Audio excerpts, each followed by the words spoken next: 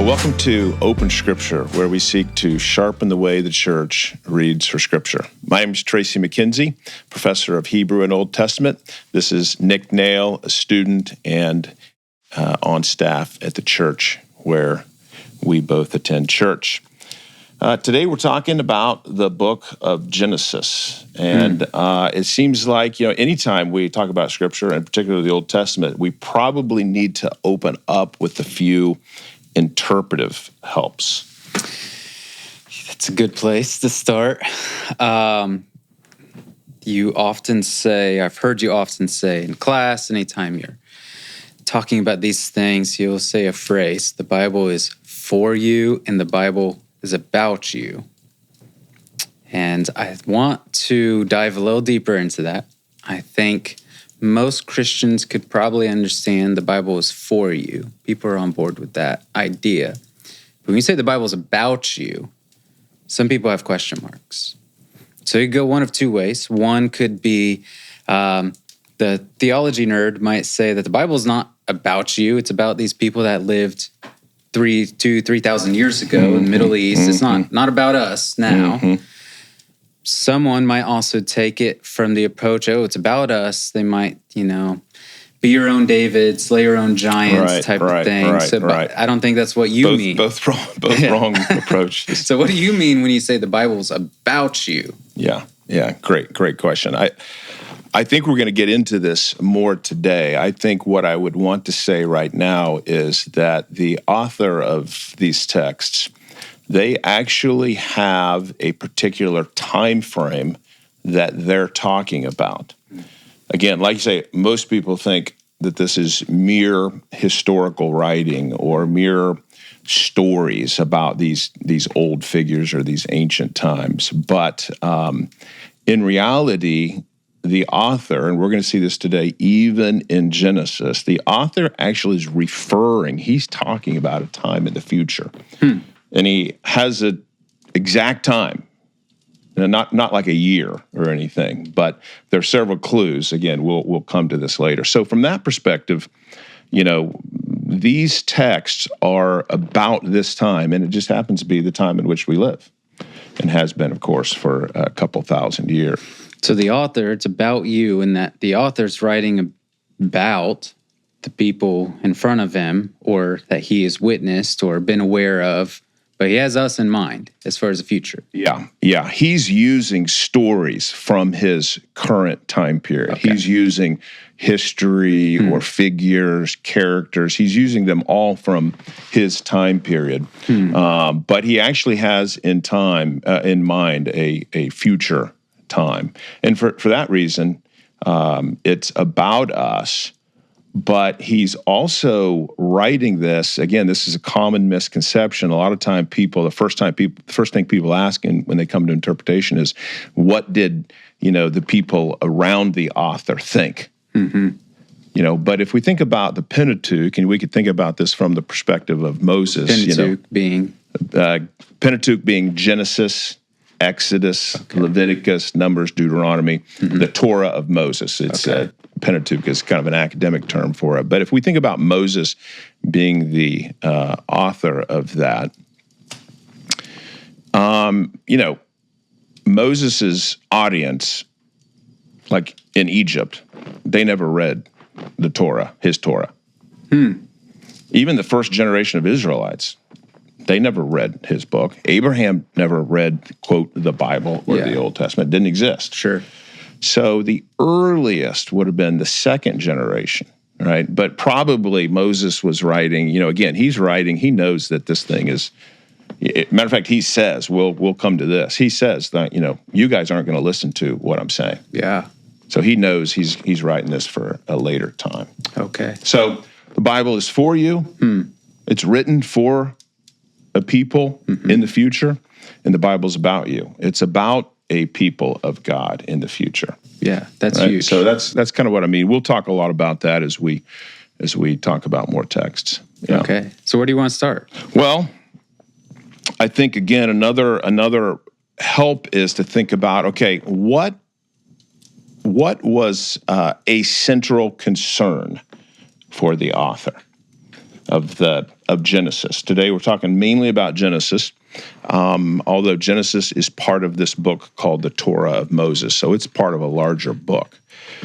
But what was a main concern of Moses? Because if we could figure out a main concern, then that would help us unpack, Genesis 1. It'll help us unpack Genesis 2. It'll help us unpack Genesis 22, and so on and so forth. So we need to figure out this main concern. And there's a few of them, but today we're going to talk about one that is perhaps not as well known, and that is this figure that we see in Genesis 49. It's this king that we see in Genesis 49. And he's going to return to this figure in the book of Numbers and then also in the book of Deuteronomy, but we'll have to get to that later. Okay, great. All right, so that would be one thing, this kind of main concern. Some people have called this kind of the big idea. If the author has a big idea, it will help you order all other big ideas. So we can start with there. I think one other thing I just kind of want us to be aware of. We don't often think of this. We often think of these texts again like a newspaper report or again some just mere history. But the author's actually writing intentionally, and he's using things like figures of speech. He's using repetition. He's using word plays. Yeah. We're going to see all of these in today's text. And different genres and all that. That's right, different genre. Genre, by the way, is just a fancy kind of term for a category or a style of literature like poetry and legal code or narrative, things like that. Okay. So he's using all of those things to try to make sense of his text. And there's more, but perhaps we should jump into the text of Genesis. Okay. So, let's start where the author starts with this phrase translated "in the beginning."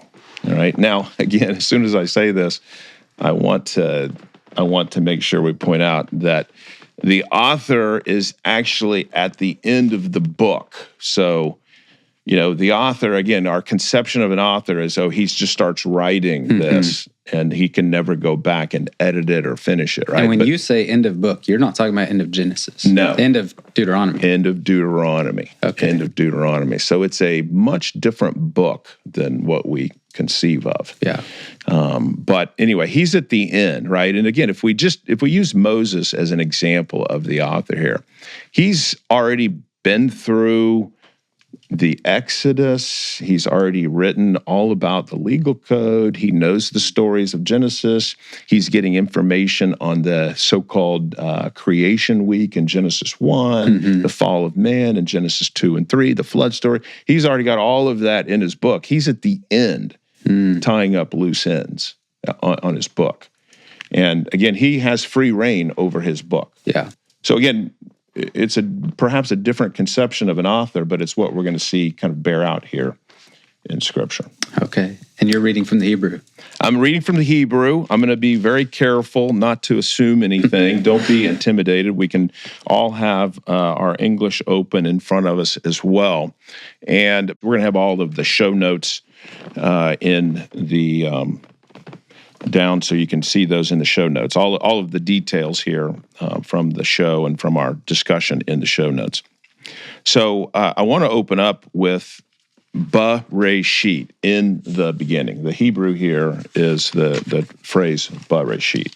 Okay, when you're going in Hebrew, you're going to intimidate some people because you're going to lose some people that don't know Hebrew, that don't know Greek. Some don't really even know their own English Bible as well. Right. Good point. To not get lost in the Hebrew for the sake of being academic and stuff, why are we looking at this? What does this mean differently or theologically for someone to consider what the original language is? Great point. And again, I would never want to just use the Hebrew just to, to show some academic chops here. But in reality, the authors here, they use these words to associate with other words and concepts. Of course, we think of the Bible being translated, and of course those translations are great, but there's no one-to-one correspondence between English words and Hebrew words. So it's going to be really necessary to kind of connect these Hebrew words to other Hebrew words, because that's what the authors are doing, right? We're trying to really follow what the authors are doing. And this is going to be a great example, right? This word. What we're going to do basically here is we're just going to do a quick word study on the phrase that is translated in the beginning. And this is made up of two Hebrew words, the preposition in, like, in the beginning. And then, of course, for English, what is a noun in Hebrew is an adverb. This word beginning, which is translated as reshit. Reshit, yeah. Now, what we're going to find is that reshit is actually connected to its antonym. It's called its opposite, right? Which, of course, is the word end.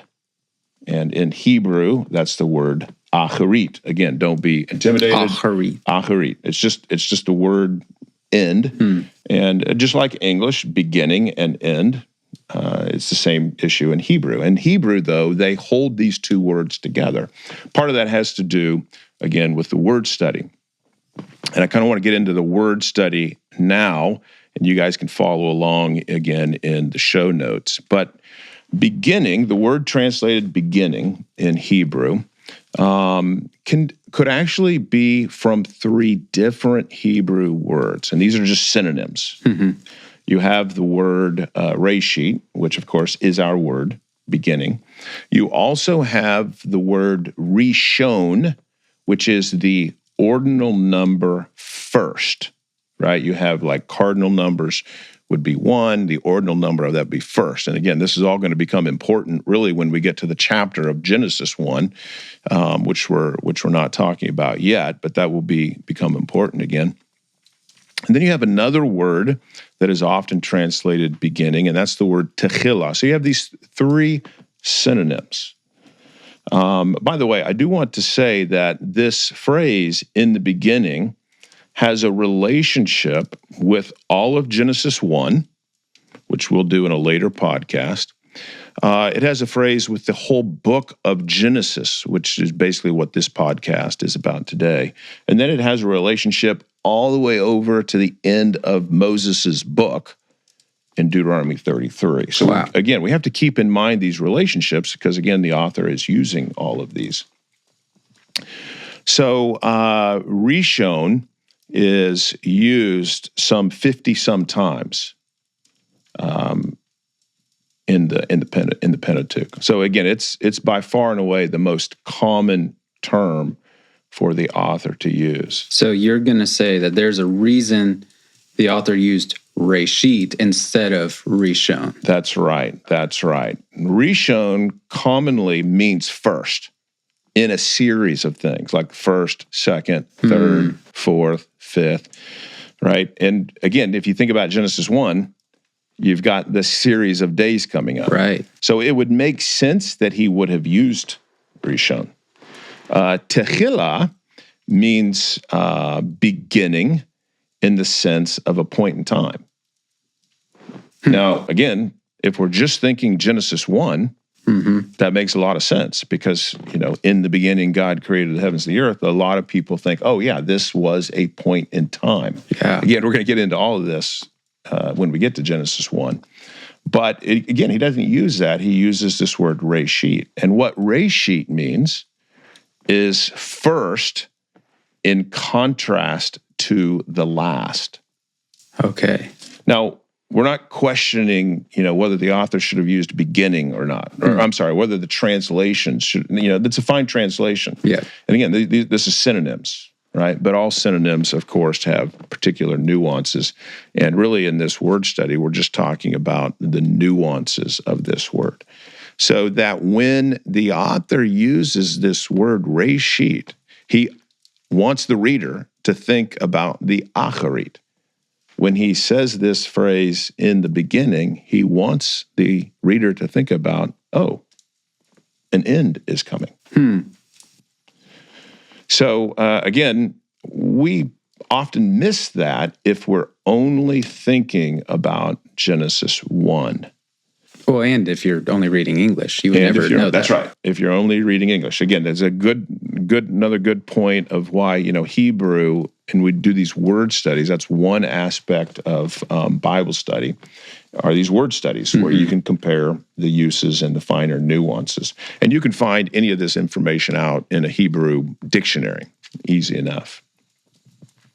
So that really should then lead us to ask the question, well, do we ever see an end in the Pentateuch? In other words, do we see the Aharit? The Aharit. Okay. Right? In, again, Moses's book here. And guess where we see the first one? Where's that? Genesis 49. Right at the end of the book of Genesis. Now, again, we're using the book of Genesis, and it is a unit of Scripture. We have to keep in mind here, one of the things we're doing here is we're trying to figure out what the author intended. So we have to think in these kind of literary units of the author is working in. So we've already mentioned Genesis 1. That's a subunit. Mm-hmm. So there will be a nuance or a meaning of Genesis 1. There's also, Genesis is very different than Exodus. Genesis is actually another subunit. It's like the first major unit of, again, what we call the Pentateuch. Genesis, Exodus, Leviticus, Numbers, and Deuteronomy. Deuteronomy is also a somewhat independent subunit. This is Moses' kind of recapitulation to Israel right before they cross over the Jordan. So again, you've got the book of Genesis at the beginning, or the unit of Genesis at the beginning, you got the unit of Deuteronomy at the end. And then in the middle, you've got this Exodus through Numbers.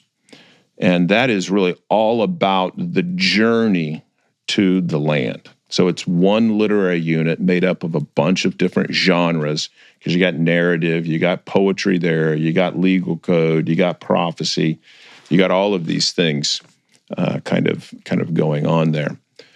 So again, we got these relationships of units. So wouldn't you know that in the Acharit, right? So back to Genesis 1:1, Bereshit, all the way to the end of Genesis, Ba'acharit. So in the end. Again, Acharit just means end or last. Yeah.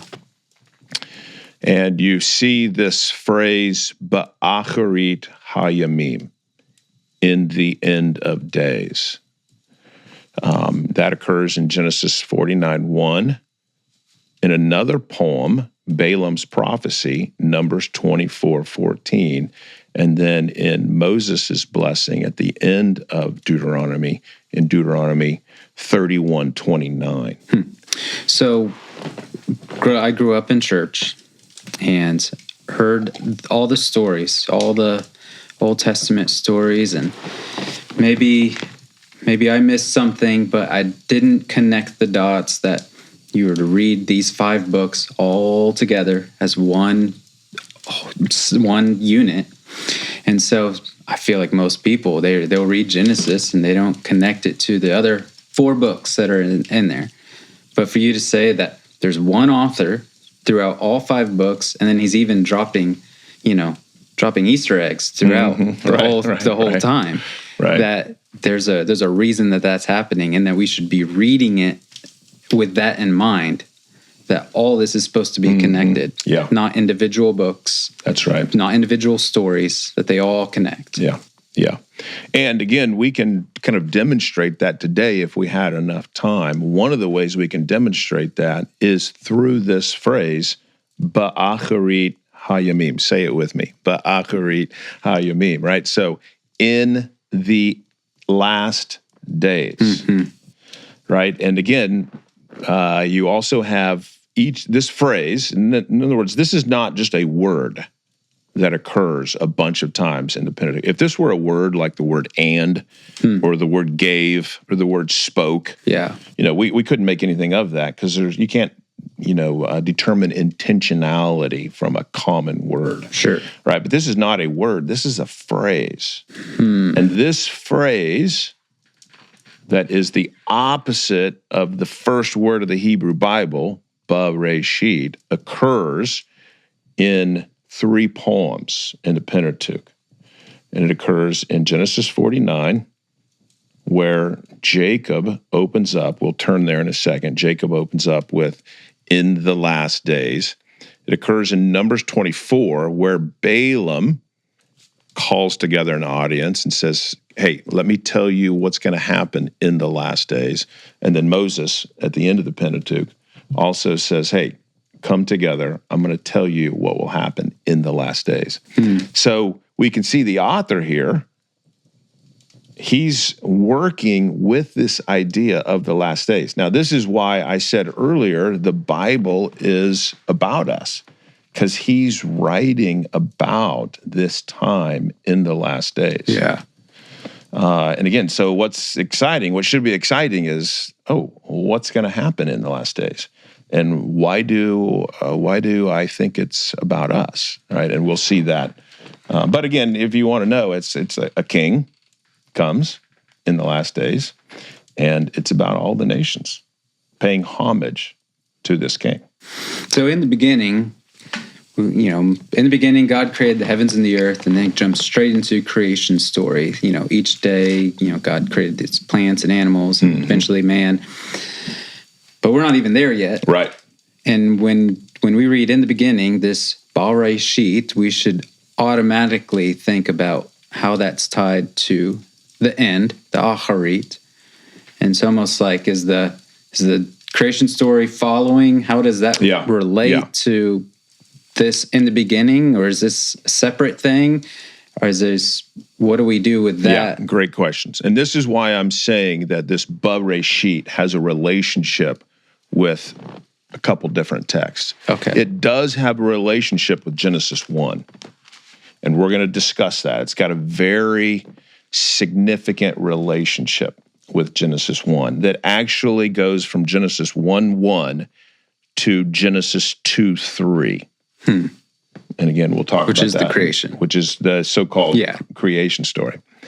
And then because of this poem in Genesis 49:1, and then there are lots of other factors here too, it has a relationship to the book of Genesis, what we could call the book of Genesis, or more specifically or precisely the unit, literary unit of Genesis. Okay. Scroll of Genesis, we could say.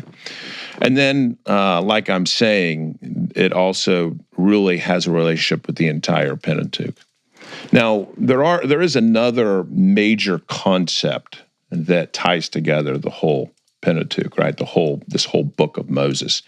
If we think about it, the Israelites, we often think of the Pentateuch, if you will, or the Torah as like the history of Israel. Right. But Israel doesn't even come into being really until Moses comes on the scene, or at least Jacob's sons at the end of Genesis. Right? So Moses, again, the traditional author here, he, of course, doesn't come on the scene until the book of Exodus. Right? So we're thinking, where does he get this material? Well, again, this is probably traditional material that was passed down, or different ways he could have received it. So, but as it relates to Genesis, then we're going to see this come about in Genesis 49. Genesis 49. Now, before we get there, I know where I was going here with this concept of really the land, this kind of major concept of the land. This is another concept that really goes throughout the entire Pentateuch that we would want to pay attention. Another theme. Okay. Yeah, another theme. But we won't pay as much attention to it today as we will, again, when we come to Genesis 1 and beyond. So back to Bereshit. All right. So if we think about Reshit, this word occurs, for example, in Genesis 10:10. We might just flip there real quickly. This actually says, this is one place we could look at. This is talking about these nations that were divided here. It says, the beginning of his kingdom. Just for the sake of the English, it says, this is CSB, says, his kingdom started with Babylon. Okay, good. So that word started. Yeah. Right? That's this word reshit. Okay. All right? So the beginning of his kingdom was Babel, Erech, Akkad, and Kilnah in the land of Shinar. So we might notice this is the beginning of his kingdom, and you're like, his kingdom started with these 4 cities or nation states, whatever they are, right? But then it goes on in verse 11 to just say, from that land, he went out, or Ashur went out, and he built Nineveh and Rehovot and the city of Kilah, and so on and so forth. So you have the beginning, these first 4, and you have the end, these last 4.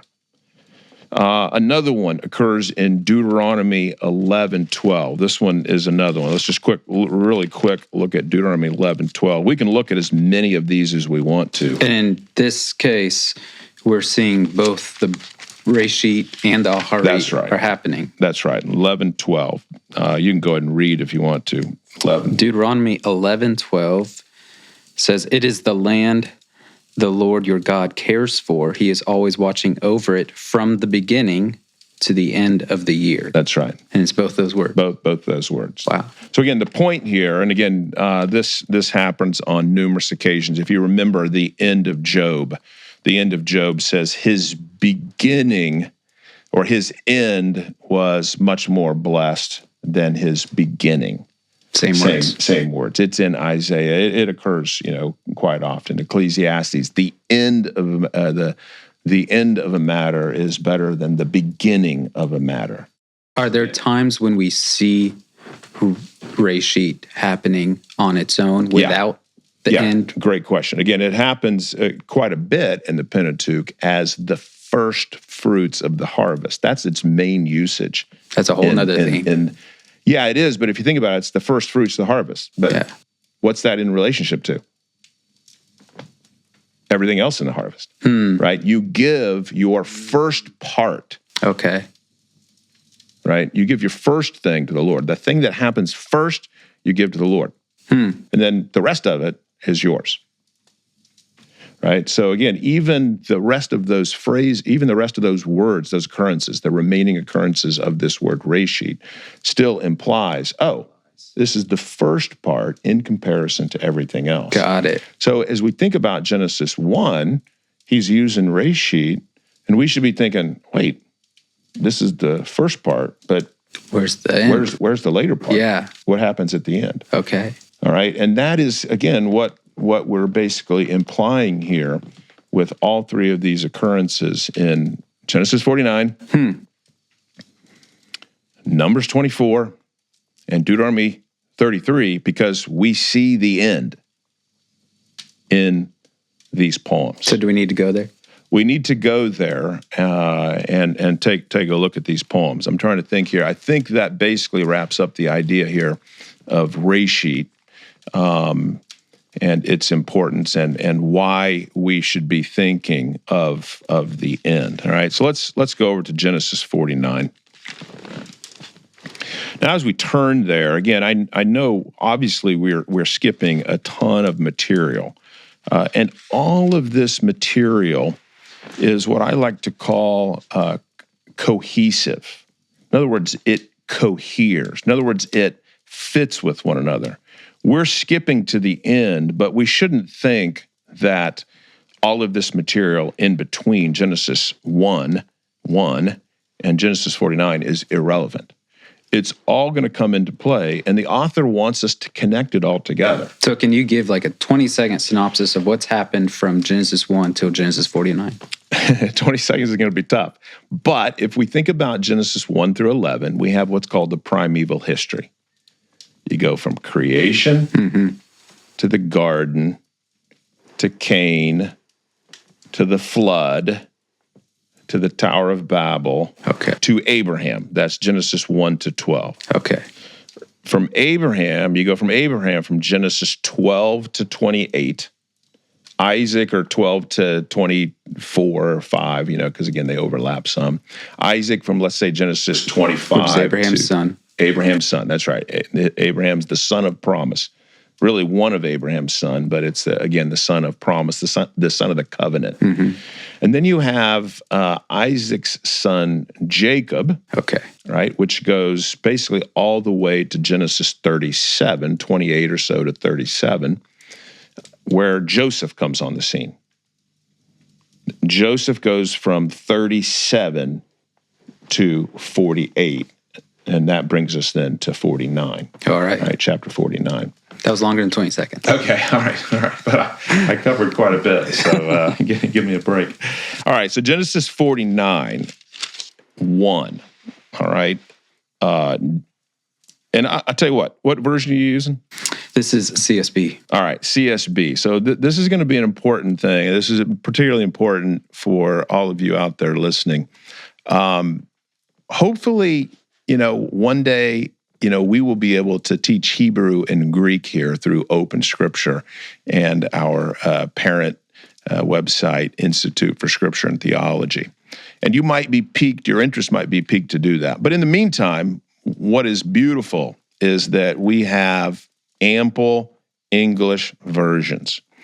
And for those who don't have access to the Hebrew, I'll get your opinion on this, Nick, in a second. But one of the things I always encourage students to do is look at as many English versions as possible. Because where you see the English versions diverge from one another, that's where there are interpretive decisions that those translators and translations had to make. You got any other thoughts there on that? No. We'll eventually probably talk about the different resources you can use. Why don't you hit that just super quick? It's helpful for me since I'm not yet a Hebrew scholar. If I want to compare, the Hebrew with the English text, something like Blue Letter Bible, it'll have the Hebrew right below it has the English words and the translation, and then I can click on each Hebrew word and it will give me a full description. And what's Blue Letter Bible? It's a website. Just a website, free website. And so, it tells you the verb form and all the, ways to dissect the word, and very helpful. Good. Another website that I just found out about, a student actually showed me about just a few months ago, was stepbible.org. It does the same thing. With the click of your mouse or the click of your finger, there's hyperlinks to Hebrew and to English and to all these. And Logos. Yep, very good. Same thing. All right, so you're going to read the CSB. Okay.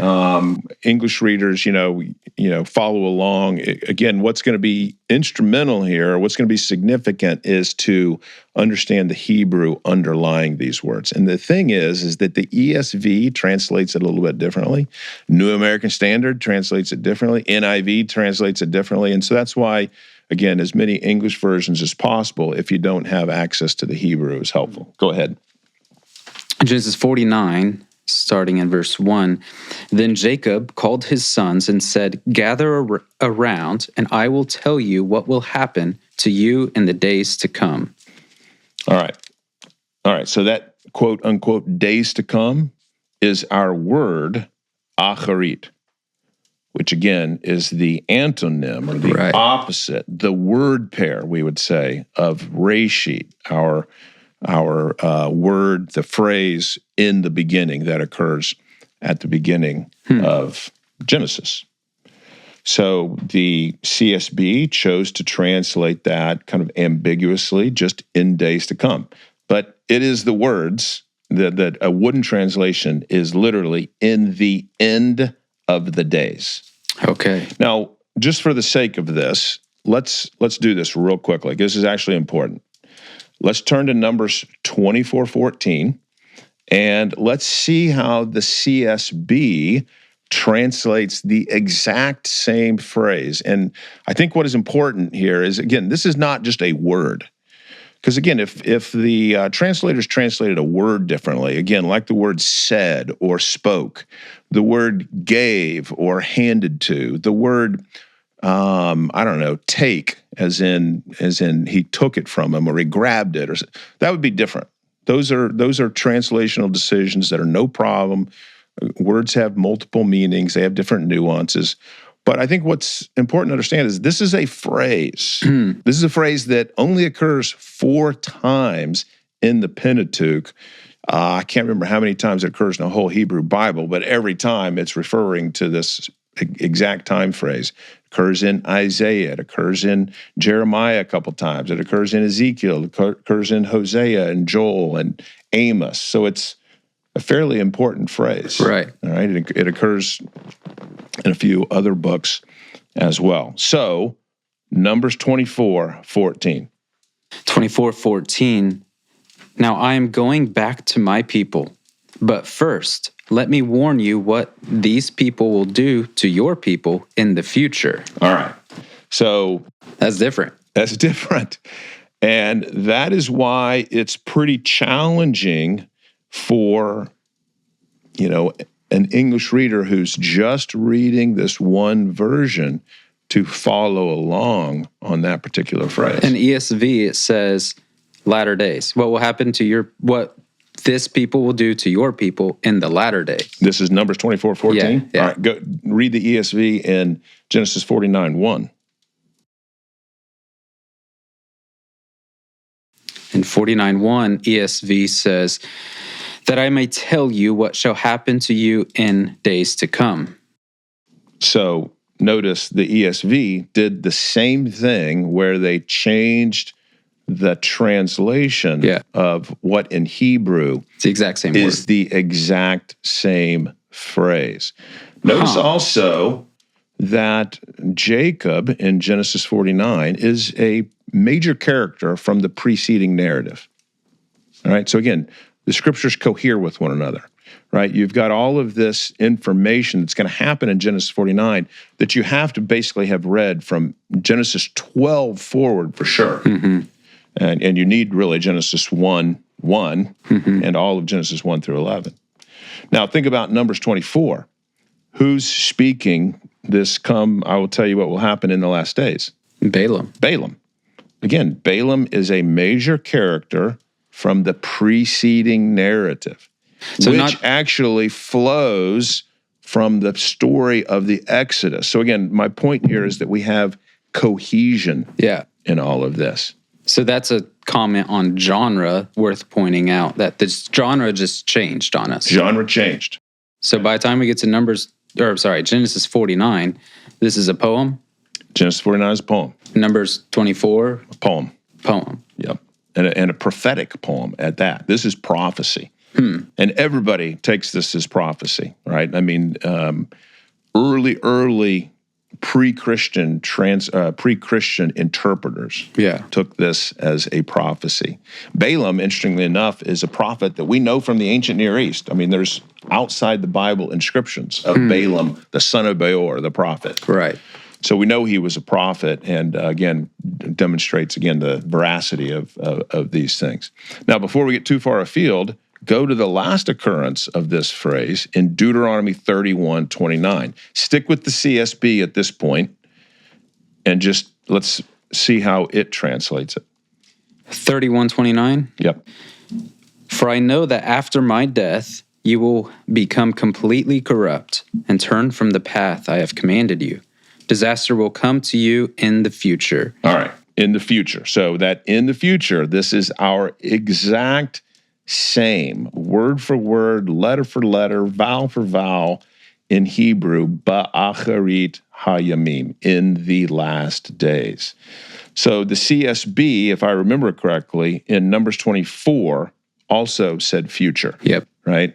But it's different than how they translated Genesis 49. Right. What about ESV? Let's just see what ESV did. For 31, ESV is, and in the days to come, evil will befall you. All right. So I think they also went with days to come. In 24. Numbers 24. In Numbers 24, but they did something different in Genesis 49:1. Correct.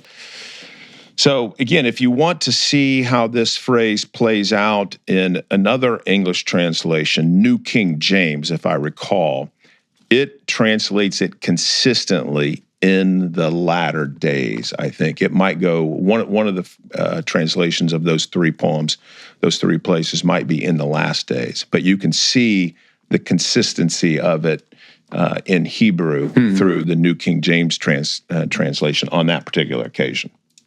All right? All right. Notice also, just while I'm thinking about it, that the Deuteronomy 33 passage, Moses, who of course has been the major character in Deuteronomy for sure, but also really all the way from Exodus on, has been the major character. And he's telling the Israelites, who he's led through the wilderness, that, hey, you're going to be utterly corrupt, and I'm going to tell you the disaster that will come upon you. And that's also in a poem. It's also in with a poem. A narrative right before. That's right. The narrative, it's a little bit different. Deuteronomy 33's use of this is a little bit different than Genesis 49 and Numbers 24, because it's not really a narrative that comes before it. It's Moses' entire sermon to the Israelites in the book of Deuteronomy. And then after this Deuteronomy 31:29, where he talks about the last days, then he goes into two poems, one in Deuteronomy 32 and the other one in Deuteronomy 33. And again, we'll come to that eventually. I'm going to try to avoid commenting too much on these other two places, but we'll have to refer to them a little bit just so we can kind of see the author is bringing this entire book. Something happening. Here. What's that? There's something happening. Something happening. We don't read the Bible like this. Yeah, and he's talking about the last days. Yeah. Now again, you guys can probably see at this point where I'm going with this. The author is talking about the last days. So we often talk about our theology. Remember, theology is, again, another important factor in all of this. The author obviously has theology in mind. And, we might say, oh, well, what are we talking about theology? Is that another discipline? And theology is just really talk about God. That's all it is, talk about God.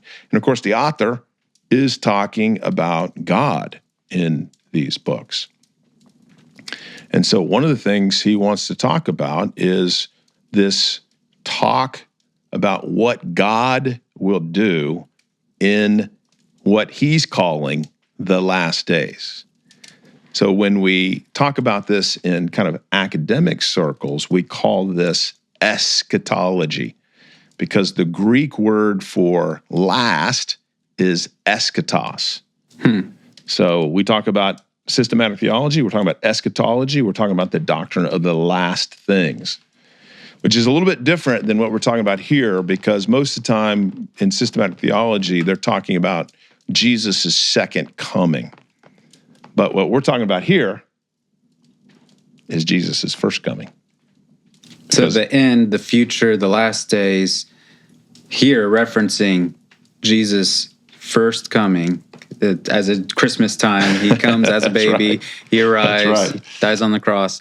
Not the second coming when he comes to save everybody and purify the creation. Yeah. Again, it's going to be it's a little bit more ambivalent or ambiguous in these texts, because it doesn't divide between his first coming and his second coming necessarily. But we do sometimes. We maybe do, incorrectly. and perhaps we should, when it comes to a few texts, we can think of Daniel, and then obviously there's some texts in the New Testament. But at this point, we're just talking about his coming period. Right? Now, we haven't got to it yet, but just so people know where we're going, the main point in these poems that the author says is going to happen in the last days is there's going to be a king arrive on the scene. I wish we could get to Numbers 24. We're going to have to do that a different day. But Numbers 24, the discussion of this king, is nothing short of amazing. Right? But Genesis 49 will be enough. But just to summarize, we got Genesis 1:1, Reshit, in the beginning. The author is expecting us to connect that with an end.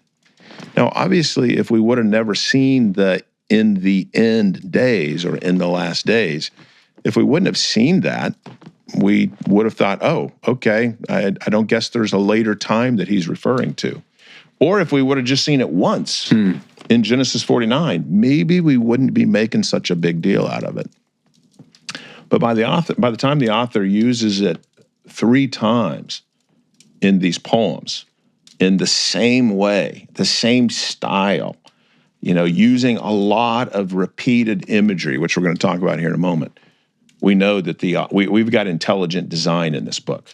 We've got the author making a significant point about a godlike figure who would come in the last days. So all these poems also have the same content. Yeah, that's right. They all have the same content. Let's turn there. Genesis 49, 10 or 8 is really where we're going to start. I can make a quick point here. The poem picks up Reuben and Simeon and Levi. Who are they? Okay, these are Jacob's first sons. Okay, Reuben that's important. Like literally, Reuben is called Jacob's Reshit, his beginning son. And you know what it's in contrast to? All of the rest of them. And perhaps in particular, Joseph, who, again, in the story of Jacob and Joseph is one of his favorites. Benjamin, of course, is the other one because it's from the wife he loved. Joseph is, of course, the hero of Genesis 37 through 48. So the longest section of any of the patriarchs really is dedicated to Joseph. And this is known in scholarly circles, this is known as Joseph's novel, his novella. It's basically a short story about Joseph. So Reuben is likely contrasted really with Joseph or Joseph and Benjamin.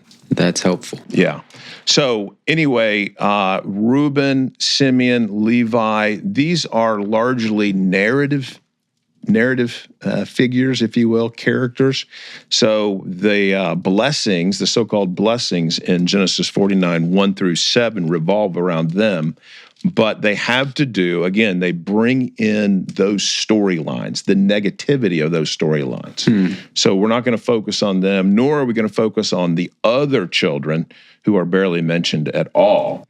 Instead, we're basically going to zero in here. The important part is going to come from Judah and Joseph, and we'll just focus in on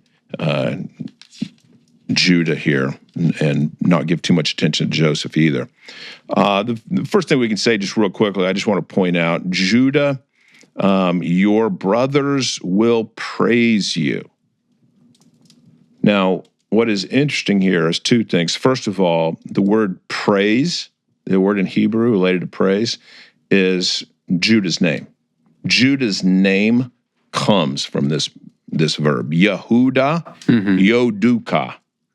So Yehuda is Judah, praise you is Yoduka.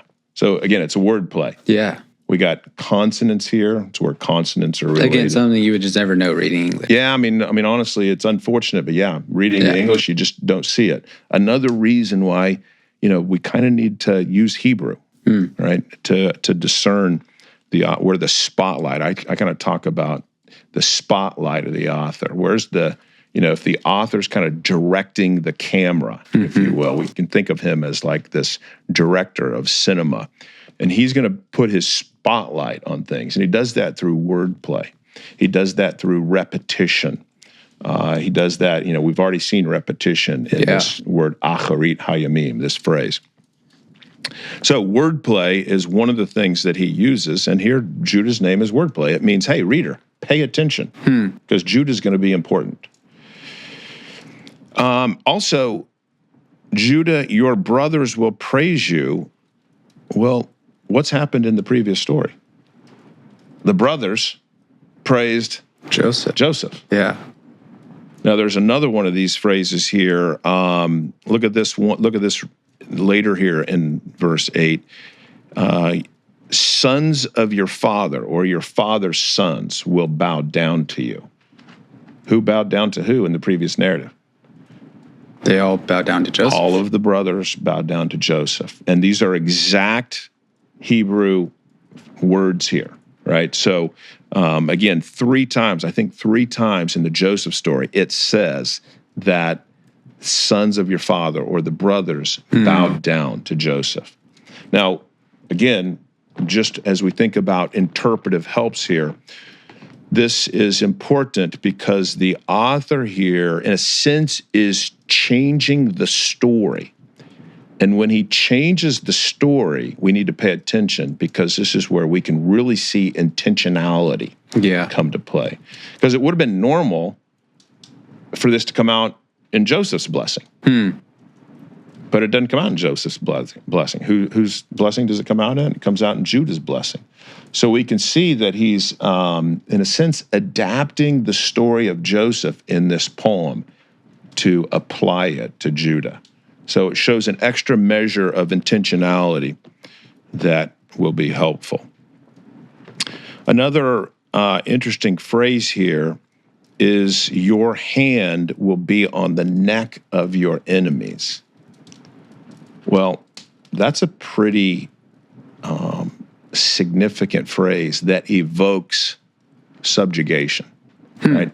You got your hand on somebody's neck, you're in a strategic position. Yeah. And Judah here is shown to be in kind of this superior position, right? He's, in a sense, throttling his enemy. All right, he's going to be victorious. Now, the next thing that we probably need to pay attention to is verse 9. I should say here, what is interesting here in verse 8, I mentioned that there's going to be repetition in the poem of Numbers 24 and the poem in Deuteronomy 33.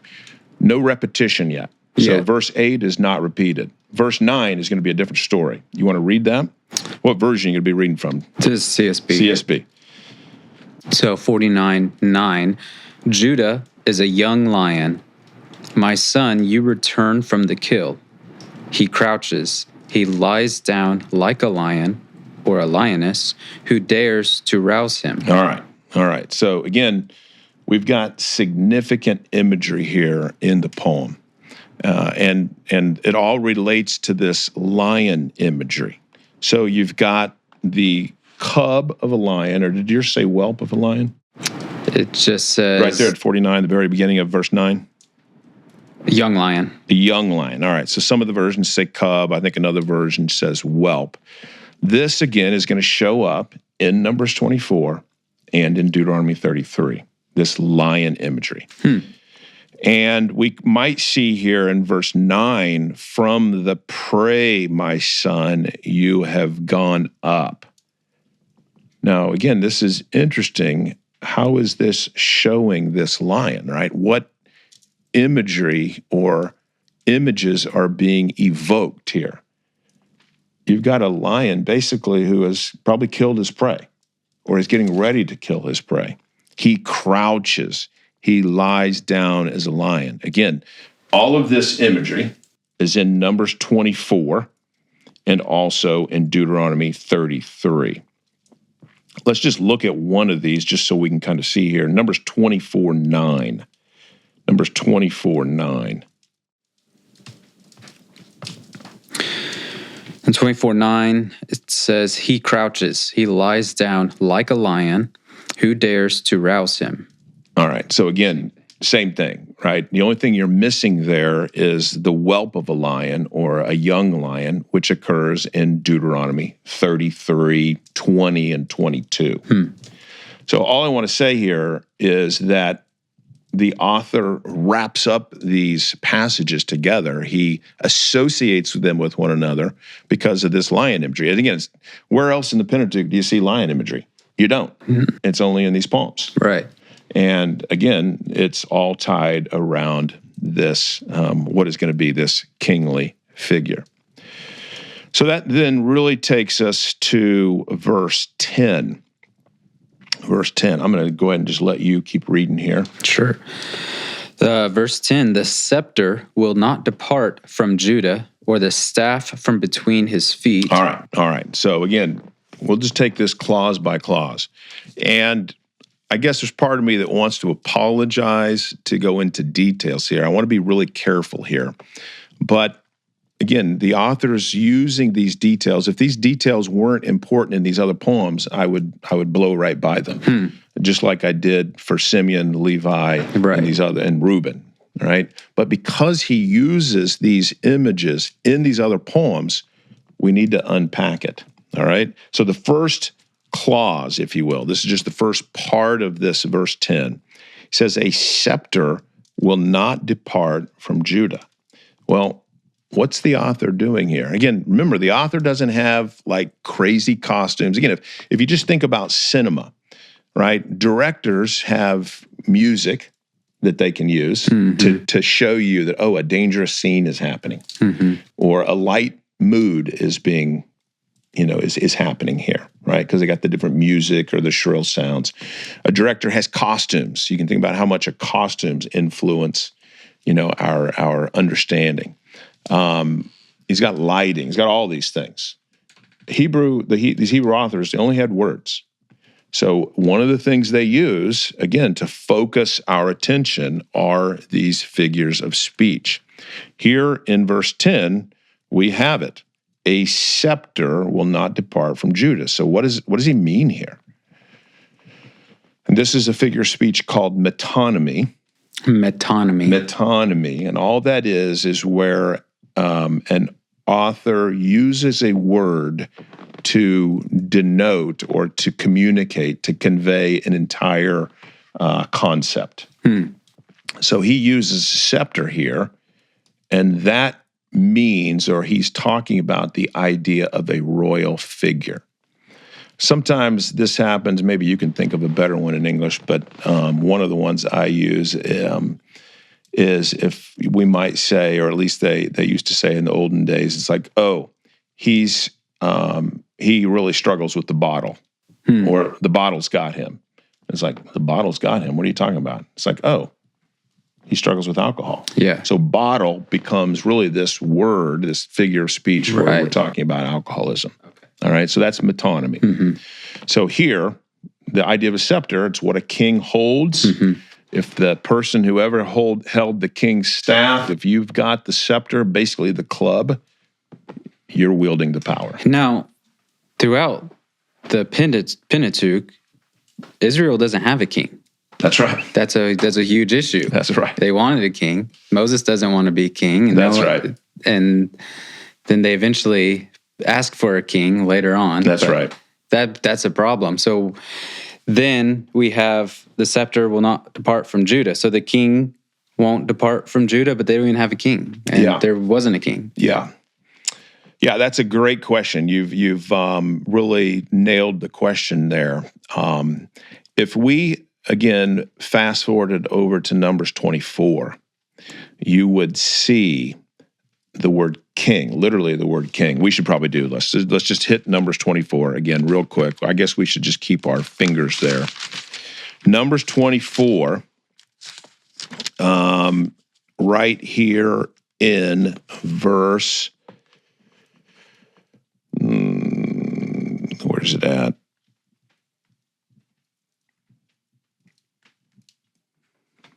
Right here. Do you see it? You see the scepter is in verse 17. No. Here it is in verse 7. His king will be higher than Agag. His kingdom will be lifted up. So, again, no different than really what you're talking about in Genesis 49. Here we are in Numbers, right in the middle of the wilderness wanderings when Israel is leaving Egypt, trying to get to the promised land. And here we've got this poem of Balaam where he's talking about a king. So again, the question is, where does this come from? And some scholars say that this actually is referring to the time of David. Way after all this. Way after all this. So this would be approximately 400 years or so after the time of Moses. That would be around 1,000. This is when David came to power. Saul, obviously, a little bit before that. But you're right. We don't see Israel having a king until Saul, all the way over in 1 Samuel. Now, I will say in Numbers 23, if we wanted to look at Numbers 23, another poem referring to Israel, we'll have to talk about most of this another day.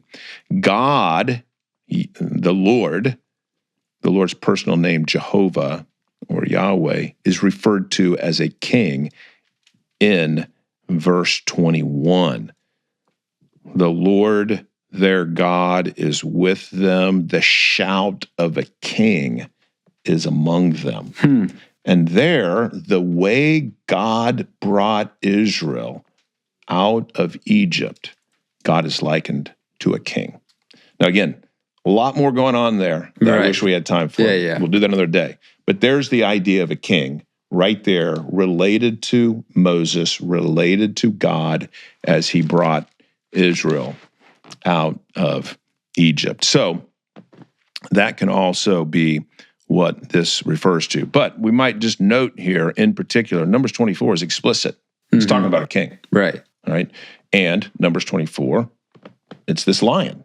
Whoever this lion is who this king is. Got it. So back to Genesis 49 then, this scepter, by the way, scepter is over in Numbers 24 as well. Yep. I think you mentioned it in verse 17. Same thing. It's the same word. And again, this word is not a common word in the Pentateuch. Sure. So the author's use of it in these same places signifies that he's trying to associate these poems with one another. This is one of the things that gives the Pentateuch its unity. The author keeps returning to this theme of this king who will come in the last days. And he has authority. He's holding the scepter. And back in Genesis 49, he never lets go of the scepter. And it's this Judah figure. All right? Now, from there, we need to go to the next phrase in Genesis 49. So back in Genesis 49, we have verse 10, the scepter will not depart from Judah. Now, we should get the versions involved here, because I think the CSB, do you still have it right there? Yeah. What's it say, this next clause after the scepter clause? The staff from between his feet. Okay, just the staff, the ruler staff, or just the staff? The staff. Okay, all right. Go to the ESV. Let's see what the ESV does with it. Because the Hebrew has here, while you're going to the ESV, I'll tell you what the Hebrew, and this would be the one making rules from between his feet. The ESV says the ruler's staff. The ruler's staff. Yeah. From between his feet. Yeah. Okay. All right. And again, the other versions are going to do something slightly different. But what we have here is this, we have a rare verb here. This one this verb here is basically, really it's one who hews statutes. In other words, he's making statutes. Statutes are basically something that you had to enact and create in this kind of language here. Sometimes out of stone, you're making these, you're writing these statutes. So this is the idea here that is from this kind of rare verb, and it's in a rare Hebrew form. All right? This occurs in 3 times in the Pentateuch.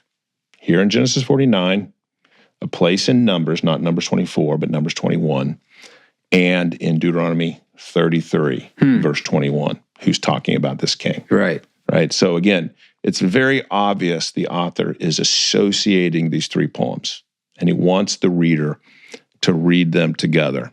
And here it's like this one making rules from between his feet. So there's several different translations of this and ideas. There's a euphemism here. But basically, this is one who wields power. And the reason why they say the ruler's staff is with this idea from between his feet. In other words, the staff is what he has that he's holding. It's basically a play off of the scepter idea. And he's holding it, and it's between his feet. Right? In other words, it's right there at his hand.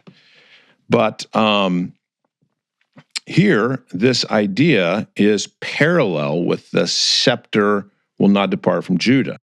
Now, the reason why that is important is the first clause, one could say, oh, it's the entire tribe of Judah. that the scepter or the royal part is not going to depart from. And remember, David, obviously from Judah. Okay, right? yeah. So some might say, oh, this is the whole tribe of Judah, or, oh, this is all of the Davidic dynasty. Mm-hmm. But notice in the second clause, it switches from Judah to from between his feet. His singular. His singular. So we're talking about a masculine singular figure who is the one making rules. So again, this is why this is important here, that, these details really matter, because we're not talking about the tribe of Judah. Yeah. We're not talking about the nation of Israel. This is a third masculine singular figure who's going to come in the last days. Now, the next clause here is, again, a very controversial clause. And again, I think you can see this from the translations. We'll just listen to this in your translations here. But basically, one could translate this until he comes to Shiloh, or until Shiloh comes. Let's see what the versions do with this. The rest of 10, verse 10? Yeah, but not the rest. I think there's still one more part after this. Well, or the staff from between his feet, until he whose right it is comes. All right, that's very interesting, because that actually follows an ancient Greek translation of the Hebrew. So again, I'm reading the Hebrew here. Yeah. This is again, an ancient text. Again, if we wanted to think about 3,000 years old or something like that, 2,500, somewhere in there. Of course, the text I'm reading from is not that old, but the copy is from, right? So the Greek translation comes from around 200 BC, 100, 200 BC. So think 200 years before Christ. Right. That's where this Greek translator or translation of the Hebrew comes. Read the CSB one more time. Sorry, go back. All right, verse 10. Until he whose right it is comes. All right, very good. So that's one of the Greek translations. Another Greek manuscript says, until the expectation of the nations comes. That's how they're translating the Shiloh phrase.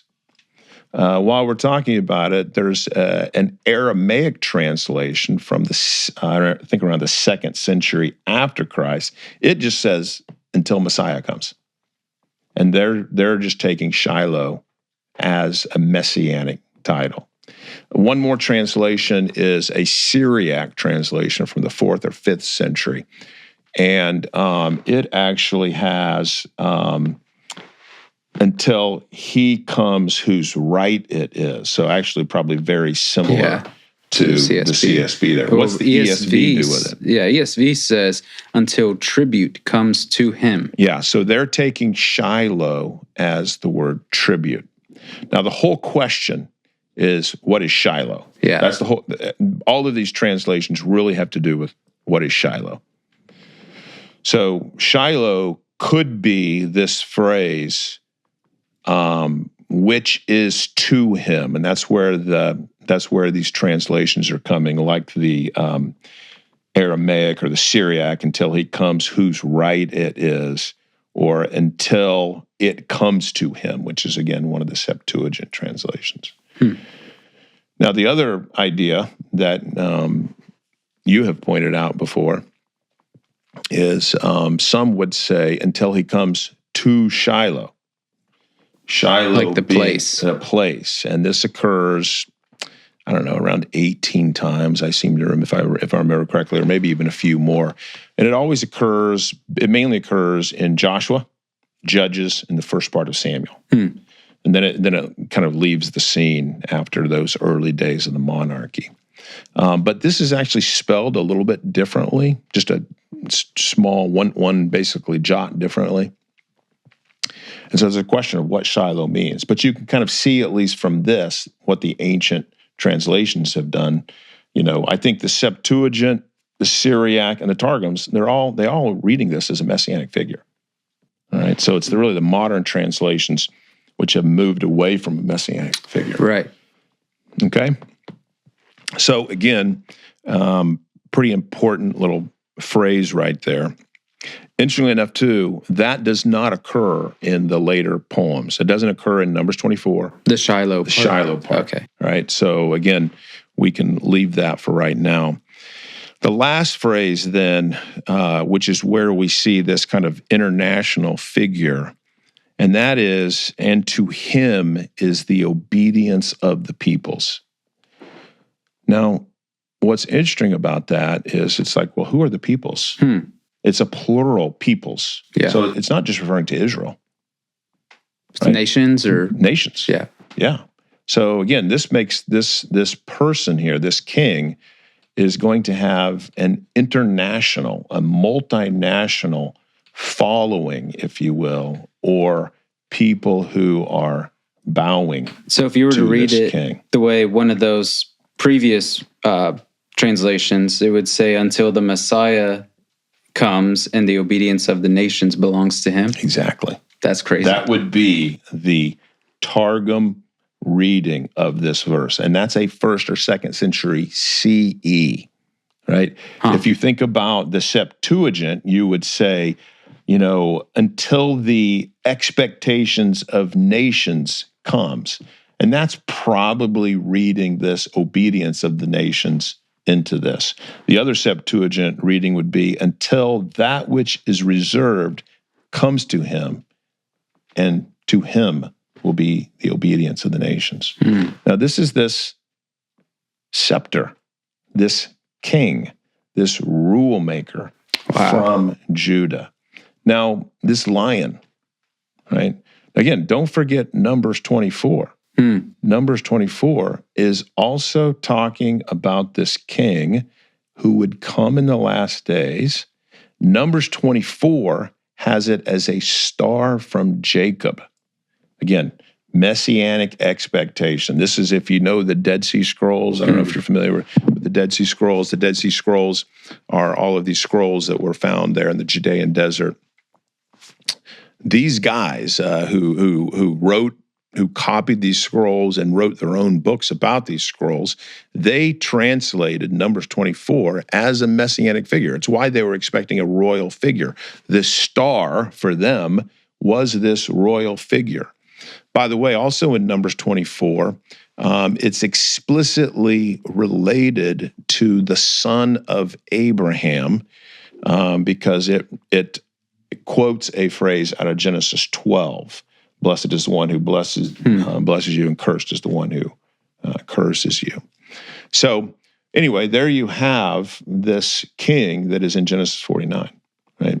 Now, we could go on here in verse 11 and verse 12, but again, I think because these images aren't repeated in Numbers 24, I think it'd be good, to try to wrap things up here. Okay.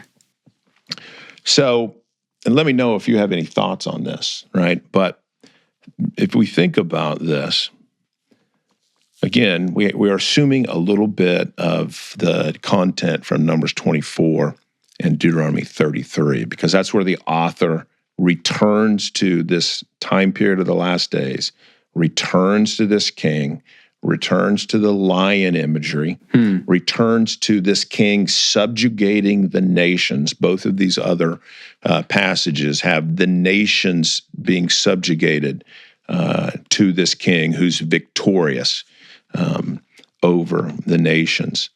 So if you think about this, the author, with the very first word of the Bible, wants you, the reader, to think about the last days. I mean, that should blow our mind. Where this messianic king, Jesus is going to come on the scene. Right. So that's all associated. Now, of course, it's not all in the first word, but the first word, the author's using the first word, the first phrase in the beginning to get you, the reader, to these three poems where he's talking about the opposite, the last days. Now, again, we can think about this from the idea of the race sheet again, the beginning in relationship to the end. In Genesis 1, he's talking about, this is the beginning part of what we could call creation. So what's in we could say what the author is really getting at is what comes at the end. And what comes at the end is a king showing up. And you don't have to go very far in the New Testament. I mean, we can go to other Old Testament passages too, but you don't have to go very far in the New Testament before what shows up, what appears? A king. And he's got a kingdom, right? And we can also think about this from the perspective of the New Testament. The New Testament, of course, sees the last days as beginning with who showing up? Jesus. And new creation. New creation. What is new creation? That's when the Spirit comes and basically enlivens or creates, we could say, the church, the people of God. So when we think about it from that perspective, the author here has so much more to say than merely, this is the beginning of creation. Yeah, this is the Big Bang. He's forming some plants and whatever. Exactly. So that's why when people when they think about Genesis 1, it's not about less than creation. Genesis 1, of course, is about creation, and we'll talk about that when we come to Genesis 1. Yeah. But it's about so much more than creation. This is about the last days when God's king shows up to subjugate the nations and save his people. Wow. That's what the Bible is for you and about you. That's huge. Well, I think that wraps up our time today. Hit us up in the show notes or with emails, and we look forward to the next time when we show how the Bible is for you and about you.